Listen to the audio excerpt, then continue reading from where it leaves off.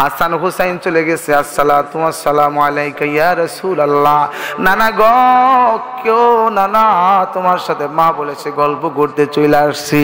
নবীজি আমার ডাক দিয়ে বলে, নানু ভাই আজকে আমার কাছে থাকার দরকার নাই, রওজার পাশে থাকতে হবে না। এরে হাসান হুসাইন, যা যা জলদি করে যা। ও নানু ভাই, তোমার মা ফাতেমা দুনিয়া থেকে বিদায় হয়ে যাবে। আজকের পর থেকে আর কোনোদিন মা খুঁজে পাইবা না, মায়ের কাছে থাকতে পারবা না, মার কোনোদিন তোমার বুকে নিবে না, মা তোমাকে আর কোনোদিন আদর করবে না। জলদি করে তোমার মা ফাতেমার কাছে চলে যাও। হাসান হুসাইন নবীজির রওজা মুবারক থেকে কাঁদতে কাঁদতে একটা দৌড় দিয়ে চলে আসছি। হযরতে হাসান হুসাইন রাদিয়াল্লাহু আনহুমা মায়ের কাছে এসে ডাক দিয়ে বলে, মা গো, আমাদেরকে ধোঁকা দিয়ে আমাদেরকে বোকা বানায়া তুমি নানার কবরে পাঠাই দিছো। নানাজি রওজা মুবারক থেকে আমাদেরকে আসল ঘটনা জানাই দিছে। এরে মা, তুমি নাকি আজকে বিদায় হয়ে যাবা? মা গো, তুমি না থাকলে আমরা দুই বেটা ভাই কেমনে থাকবো গো মা? নানাও বিদায় হয়ে গেল, মা তুমিও যদি বিদায় হয়ে যাও আমাদেরকে কে আদর করবে, কে ভালোবাসবে রে? হাসান হুসাইন চিল্লায় কান্দে, ফাতেমা রাদিয়াল্লাহু আনহা চিল্লায় কান্দে, আলী রাদিয়াল্লাহু আনহু চিল্লায় কান্দে। এমন সময় হযরতে ফাতেমা রাদিয়াল্লাহু আনহা ডাক দিয়ে বলতেছে, স্বামী গো, না না, আমি আপনার সংসারে এসে আপনার খেদমত ঠিক মতো করতে পারলাম না, আপনার সেবা করলাম না, আপনাকে একটু খুশি রাখতে পারলাম না, অনেক বেয়াদবি অন্যায় হয়ে গেছে। আমি আপনার বিবি গো, আপনার দুইটা পা মুবারক আগায় দেন, আমি আপনার কাছে মাপ চেয়ে নিব। আমার ভাইরা রে, হযরতে ফাতেমা রাদিয়াল্লাহু আনহা হঠাৎ করে একদিন রোজার জন্য সেহরি খেয়েছেন। সেহরি খাওয়ার পরে দেখবেন কিছু সময় বাকি থাকলে অনেক সময় আমরা একটু বিছনায় গড়াগড়ি করি, আজান দিলে পরে তো আমরা ঘুম থেকে উঠে আবার ফজর নামাজ পড়ি। ফাতেমা রাদিয়াল্লাহু আনহা আজকে সেহরি খেয়ে বিছনায় একটু পিঠ লাগায় শুয়ে পড়ছেন। এমন সময় মদিনার পয়গম্বর আমার নবীজি কলিজার টুকরা কন্যা ফাতেমাকে ডাক দিয়ে স্বপ্নের ভিতরে বলতেছে, মা, ওগো মা, তুমি আজকে সেহরি খেয়েছো আলীর ঘরের ভিতরে, কিন্তু তুমি ইফতারি করবা আমি বিশ্ব নবীর সঙ্গী। আপনারা কি কিছু বুঝছেন? নবীজি কিন্তু জীবিত নাই, ইন্তেকাল ফরমাইছেন। এমন সময় নবী কি স্বপ্ন দেখাইলেন? ফাতেমা, তুমি সেহরি খেয়েছো তোমার ঘরে হাসান হুসাইনের সঙ্গে, আলীর সঙ্গে, কিন্তু তোমার ইফতারি হবে আমি বাবার সঙ্গে। কি বুঝছেন বলেন? সময় শেষ, ফজর আজান হয়ে গেছে। আলী রাদিয়াল্লাহু আনহু মসজিদে চলে গেছেন। ফাতেমা রাদিয়াল্লাহু আনহার ঘুম ভেঙে গেছে। বাবা স্বপ্ন দেখাইলো কি, আমি এখন বিদায় হয়ে যাব, আমার ইফতারি হবে আমার বাবার সঙ্গে। ঘুম ভেঙে গেছে। ফজরের নামাজটা আদায় করলেন, যাই নামাজ থেকে উঠে গেছেন, রান্না করে চলে গেছে। আলী রাদিয়াল্লাহু আনহু ফজর নামাজ শেষ করে তাড়াতাড়ি বাড়িতে চলে আসছেন। প্রতিদিন ফাতেমা রাদিয়াল্লাহু আনহার অভ্যাস হলো ফজরের সালাত আদায় করে যায় নামাজে বসে বসে কোরআন তেলাওয়াত করে, জিকির করে, আল্লাহর তাসবিহ পড়ে, ইশরাক নামাজ আদায় করে যায় নামাজ ছাড়ে।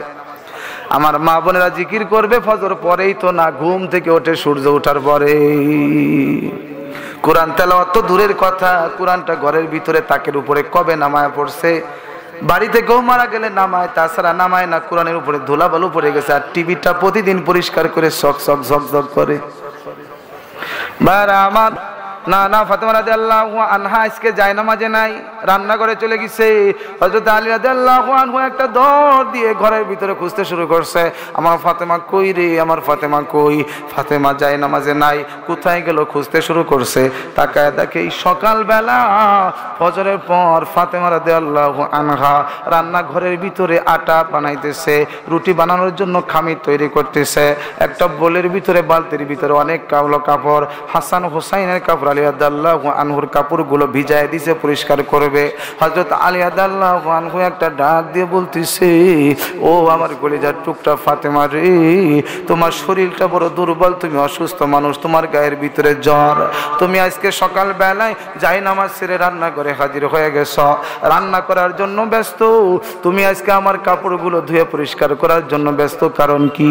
ফাতেমা রাদিয়াল্লাহু আনহা একটা ডাক দিয়ে বলে, কলিজার টুকরা স্বামী গো, না না না, আমি বুঝি আপনার বুকে আর বেশি সময় থাকতে পারবো না। আমার আব্বা আমাকে স্বপ্নের ভিতরে ডাক দিয়ে কয়, মা তুমি সেহরি খেয়েছো আমার আলীর ঘরের ভিতরে মাগো, কিন্তু তুমি ইফতারি করবে তোমার আব্বা মুহাম্মদুর রাসূলুল্লাহ সাল্লাল্লাহু আলাইহি ওয়াসাল্লামের সঙ্গে। জোরে কোন মারহাবা। আলী রাদিয়াল্লাহু আনহু সঙ্গে সঙ্গে বুঝতে পেরেছেন আমার কলিজার টুকরা বিবিটা বিদায় হয়ে যাবে। প্রেমটা অনেক বেশি, বিবির সঙ্গে ভালোবাসা মোহব্বত অনেক বেশি, তো এই জন্য মানতে পারে না, চোখের পানি চলে আসে। ডাক দিয়ে বলতেছে, ফাতেমা রে কেমন কথা শুনাইলি। কান্দতে শুরু করছে, ফাতেমাও কান্দে, আলীও কান্দে। হাসান হুসাইন একটা দৌড় দিয়ে মায়ের কাছে চলে আসছে, মা তুমি কেন কান্দো? এরে আমার ভাইরা রে, স্বামী স্ত্রী যদি ঝগড়া করে কান্না শুরু করে, দেখবেন ছোট বাচ্চাগুলো কিন্তু বুঝে, ওদের হৃদয়টা ভেঙে যায়। মা বাবা যদি ঝগড়া করে রাগারাগি করে কোনো বিপদ হয়, বাচ্চাগুলো কাঁদতে শুরু করে দেয়। হাসান হুসাইন কাঁদতে শুরু করছে, মাও কান্দে বাবাও কান্দে, কারণ গিরি। এমন সময় ফাতেমা রাদিয়াল্লাহু আনহা চিন্তা করে, আমার বিদায়ের সময় হয়ে গেছে, স্বামীর পা দুইটা ধরে একটু মাপ চাইতে হবে, স্বামীর সঙ্গে একটু ভালোবাসা, স্বামীর বুকে একটু আদর নেওয়া খুব বড় প্রয়োজন। আমার মনটা কান্দেরি। ডাক দিয়ে বলে, হাসান হুসাইন রে, না না না, ও বাবা তোমরা আমাদেরকে বিরক্ত করো না। ওই যে মদিনায় তোমার নানা ভাই ওই সবুজ গম্বুজের ভিতরে ঘুমায় রইছে, তোমাদেরকে ডাকি, নানা ভাইয়ের সঙ্গে একটু সালাম দিয়ে কথা বলে আসো। হাদিসের ভিতরে ব্যাখ্যায় পড়েছে, হাসান হুসাইন নবীজির রওজায় গিয়ে সালাম দিলে আমার পয়গম্বর হাসান হুসাইনের সালামের জবাব দিয়ে দেয়। হাসান হুসাইন নবীজির রওজার পাশে বসে বসে নানা ভাইয়ের সাথে গল্প শুরু করে দেয়। হাসান হুসাইন চলে গেছে, আসসালাতু ওয়াসসালামু আলাইকা ইয়া রাসূলুল্লাহ। নানা গো, কেউ নানা তোমার সাথে মা বলেছে গল্প করতে চলে আসছি। নবীজি আমার ডাক দিয়ে বলে, নানু ভাই আজকে আমার কাছে থাকার দরকার নাই, রওজার পাশে থাকতে হবে না। এরে হাসান হুসাইন যা যা, জলদি করে যা। ও নানা ভাই, তোমার মা ফাতেমা দুনিয়া থেকে বিদায় হয়ে যাবে, আজকের পর থেকে আর কোনোদিন মা খুঁজে পাইবা না, মায়ের কাছে থাকতে পারবা না, মার কোনোদিন তোমার বুকে নিবে না, মা তোমাকে আর কোনোদিন আদর করবে না। জলদি করে তোমার মা ফাতেমার কাছে চলে যাও। হাসান হুসাইন নবীজির রওজা মুবারক থেকে কাঁদতে কাঁদতে একটা দৌড় দিয়ে চলে আসছি। হযরতে হাসান হুসাইন রাদিয়াল্লাহু আনহুমা মায়ের কাছে এসে ডাক দিয়ে বলে, মা গো, আমাদেরকে ধোঁকা দিয়ে আমাদেরকে বোকা বানায়া তুমি নানার কবরে পাঠাই দিছো। নানাজি রওজা মুবারক থেকে আমাদেরকে আসল ঘটনা জানাই দিছে। এরে মা, তুমি নাকি আজকে বিদায় হয়ে যাবা। মা গো, তুমি না থাকলে আমরা দুই বেটা ভাই কেমনে থাকবো গো মা। নানাও বিদায় হয়ে গেল, মা তুমিও যদি বিদায় হয়ে যাও আমাদেরকে কে আদর করবে, কে ভালোবাসবে রে? হাসান হুসাইন চিল্লায় কান্দে, ফাতেমা রাদিয়াল্লাহু আনহা চিল্লায় কান্দে, আলী রাদিয়াল্লাহু আনহু চিল্লায় কান্দে। এমন সময় হযরতে ফাতেমা রাদিয়াল্লাহু আনহা ডাক দিয়ে বলতেছে, স্বামী গো, না না, আমি আপনার সংসারে এসে আপনার খেদমত ঠিক মতো করতে পারলাম না, আপনার সেবা করলাম না, আপনাকে একটু খুশি রাখতে পারলাম না, অনেক বেয়াদবি অন্যায় হয়ে গেছে। আমি আপনার বিবি গো, আপনার দুইটা পা মুবারক আগায় দেন, আমি আপনার কাছে মাফ চেয়ে নিব। আর স্বামী, আমি আপনার কাছে একটা দাবি করতে চাই, আমি ফাতেমা হয়তো মারা যাবো, ইন্তেকাল করবো গো আমার স্বামী যান, আপনি দয়া করে আমার জানাজার নামাজটা দিনের আলোতে পড়াইবেন না, আমার জানাজার নামাজটা পড়াইবেন রাত্রে রাত্রে। মাগো, তুমি আমারে হয়তো পর্দার আড়াল থেকে আমারে দেখতেছো, আমি মাহমুদ হাসান, ফরিদপুরে, বেশি দূরে বাড়ি না, এই যে মধুমতির উপর পাড়ি দিলেই তো মধুখালী আমার বাড়ি। এরে মা, দেখো ফাতেমার কি জীবন আর তোমার কি জীবন, তুমি কি করতেছো তোমার জীবনে। স্বামী আমার, রাতের অন্ধকারে আমার জানাজা দিবেন না, আমার জানাজা পড়াইবেন রাতের অন্ধকারে, দিনের আলোতে না। আমি মারা গেলে খবরদার কোনো মানুষের কাছে খবর দিবেন না, মাইকিং চলবে না। আলী রাদিয়াল্লাহু আনহু ডাক দিয়ে বলে, ফাতেমা রে, তুমি নবীজির কলিজার টুকরা সন্তান, তোমার মৃত্যুর খবর শুনলে হাজার হাজার মানুষ কেউ বাকি থাকবে না, নবীর সব সাহাবী চলে আসবে। কেন আমি মানুষকে জানাবো না?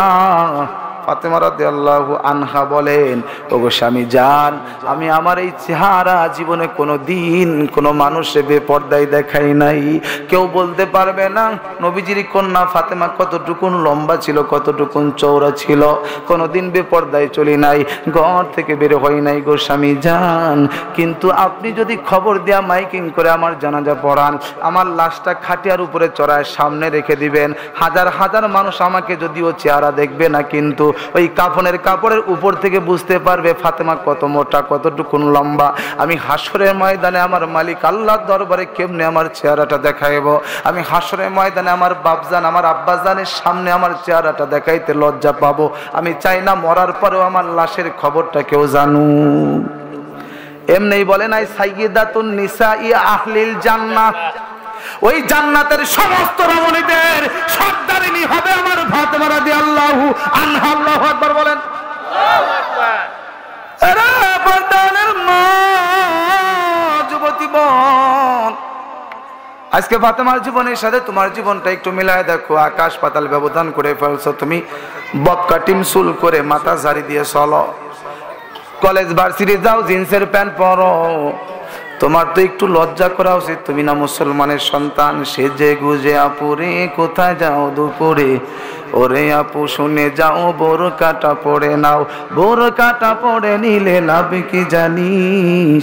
বেহায়া যুবকেরা দিবে না রে শীষ, দুষ্টু ছেলেরা দিবে না রে শীষ।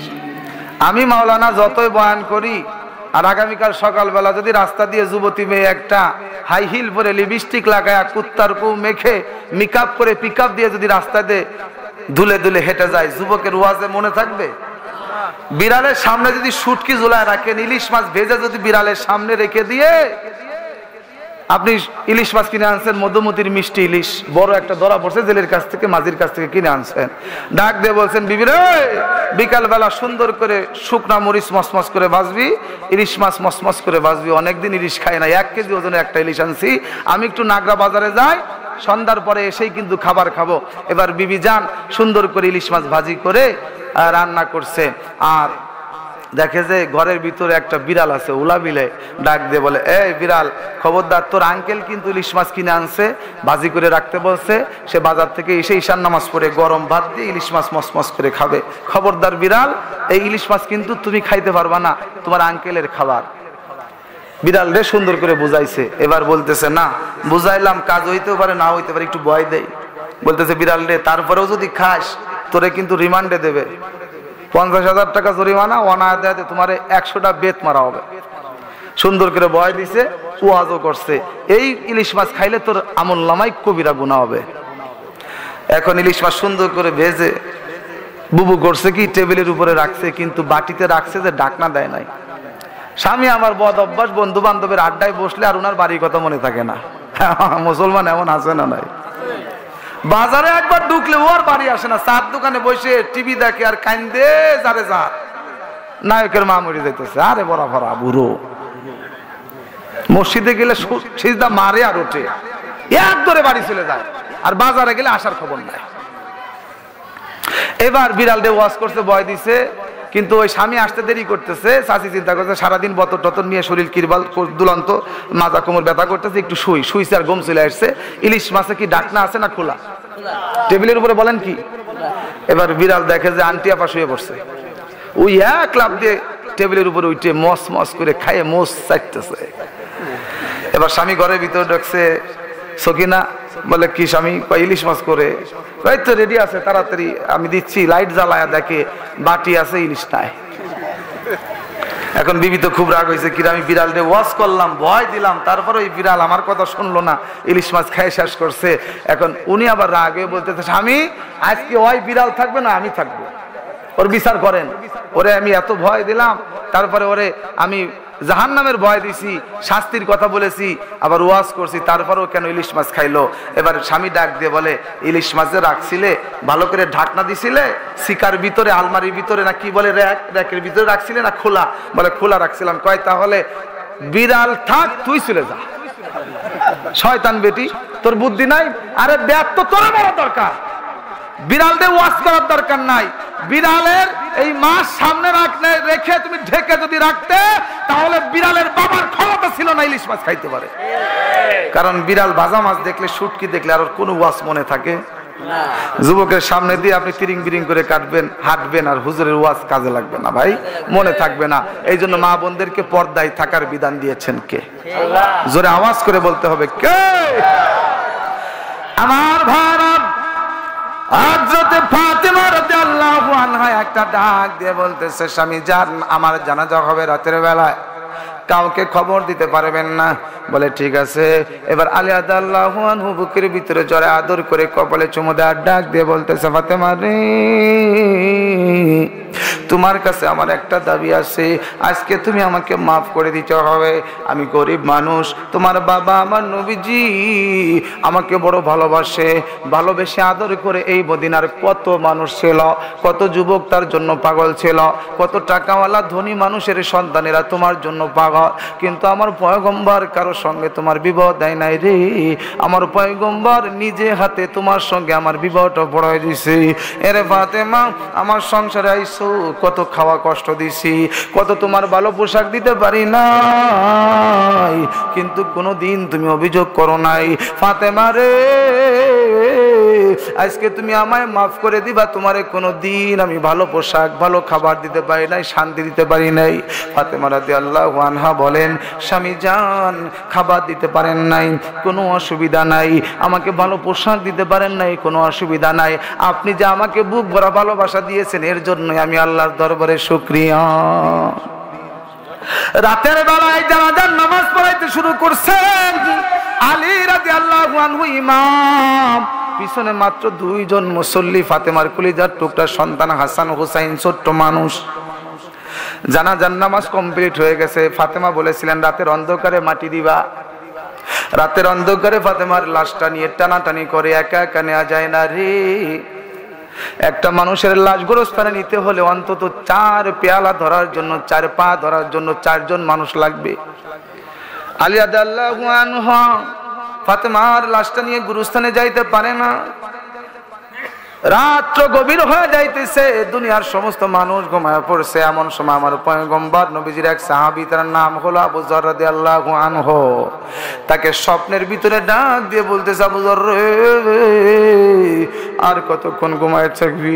আমার কলিজার টুকরা মেয়ে ফাতেমা ইন্তেকাল করেছে, হাসান হুসাইন তার লাশটা ধরে টানে পারে না, আলী একা একা নিতে পারে না রে। দুনিয়ার কোনো মানুষ খবর দিতে আমার মেয়ে নিষেধ করেছে। রে আবু যর, জলদি করে যা, আমার ফাতেমাকে একটু তুই সহযোগিতা করে আলীর সঙ্গে একটু কবরের ভিতরে নামায় দিবি। এরে মুসলমান,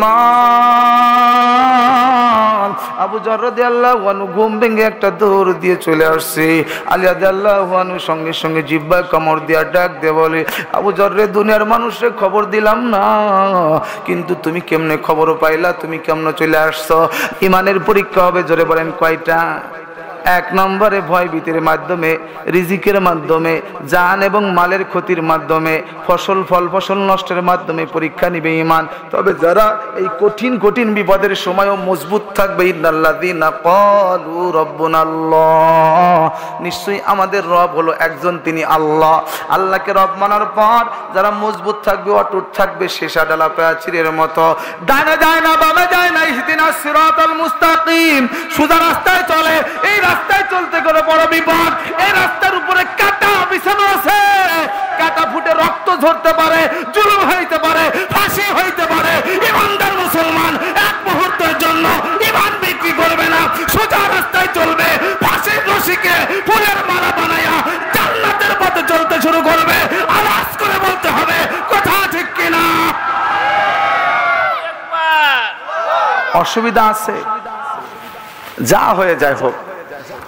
কত হামলা মামলা বুবুর জামানায় মঞ্চে উঠলে পারে, হুজুর কি কইতেছেন, হিসাব করে কথা কইেন। ওই যে পাতি নেতা, ওই যে আমার ধমক দিছে, ওই জায়গায় দাঁড়ায়, ওই যে ওইখান থেকে কি বলতেছেন আপনি?